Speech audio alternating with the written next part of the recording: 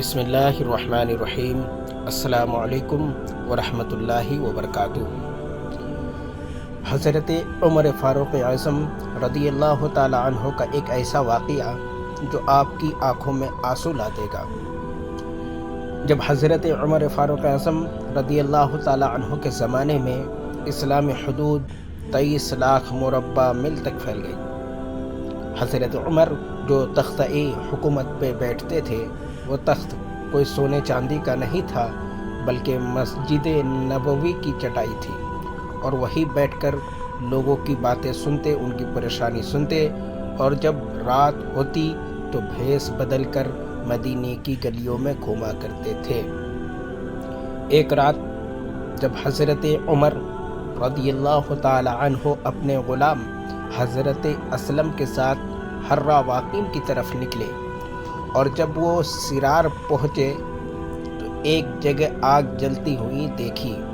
جب نزدیک دونوں پہنچے تو دیکھا کہ ایک عورت آگ پر ہنڈی چڑھائے ہوئے تھی اور اس کے بچے رو رہے تھے۔ حضرت عمر رضی اللہ تعالی عنہ نے اس عورت کو سلام کیا اور پوچھا، یہ ہنڈی کیوں چڑھا رکھی ہے اور بچے کیوں رو رہے ہیں؟ انہیں کھانا کیوں نہیں دیتی؟ وہ عورت کہنے لگی، یہ بچے بھوک سے رو رہے ہیں، 3 دن سے ہمارے یہاں کھانے کو کچھ نہیں ہے۔ روزانہ بچے روتے ہیں اور میں ہنڈیا کے اندر پتھر ڈال کے نیچے سے آگ دے دیتی ہوں، پھر بچے انتظار کر کے سو جاتے ہیں۔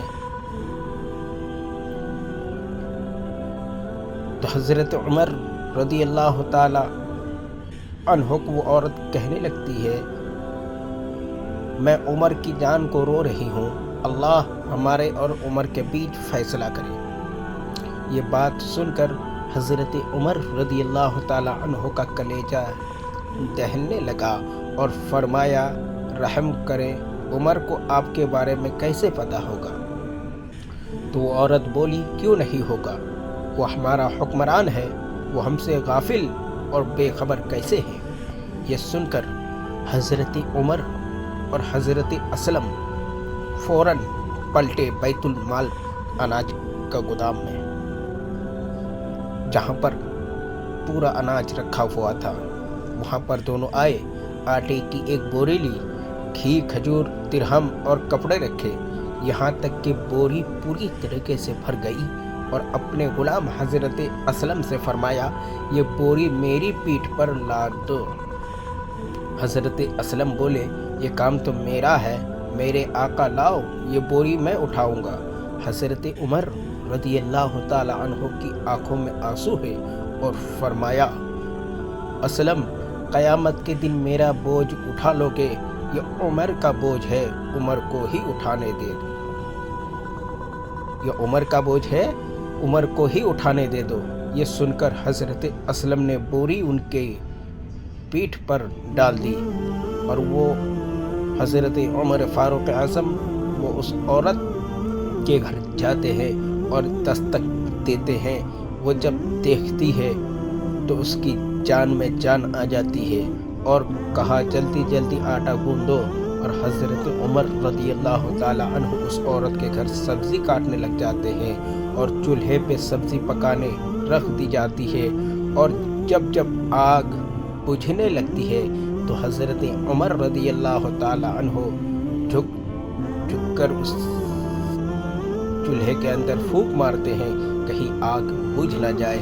اور جب کھانا تیار ہو جاتا ہے اور سب کھا لیتے ہیں تو حضرت عمر رضی اللہ تعالی عنہ بچوں کو خوش کرنے کے لیے ان کے ساتھ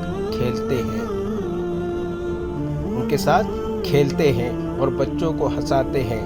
جب بچے مسکرانے لگے تو وہ عورت بولی، اللہ تعالیٰ آپ کو جزائے خیر دے، خلافت کے حقدار آپ ہیں، عمر نہیں۔ حضرت عمر رضی اللہ تعالی عنہ نے کہا، آپ عمر کو معاف کر دے۔ اس نے کہا، تو اتنی ہمدردی کیوں کرتا ہے؟ کہا، میری بہن عمر کو معاف کر دے۔ عورت بولی، نہ، عمر کی میرے سامنے بات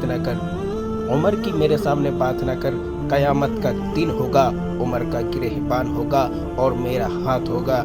ये सुनकर हज़रत उमर रज़ियल्लाहु ताला अन्हु बिलक बिलक कर रोने लगे और कहा, वो बदनसीब उमर तेरे सामने है, आज ही कह ले जो कहना है, क़यामत के दिन मुझे माफ़ रखना। हज़रत उमर रज़ियल्लाहु ताला अन्हु कहते हैं, अगर दजला के किनारे अगर एक बकरी का बच्चा भी प्यासा मर गया तो उसका हिसाब भी उमर से लिया जाएगा। अल्लाहु अकबर। ये है हज़रत उमर फ़ारूक आज़म की शान, ये है इस्लाम और इसे कहते हैं हुक्मरान। हवाला नोट कीजिए, कंजुल उम्मार, कंजुल उम्माल। उमर तेरी खिलाफत का ज़माना याद आता है, उमर तेरी अज़मत को सलाम, उमर तेरे जज्बे को सलाम।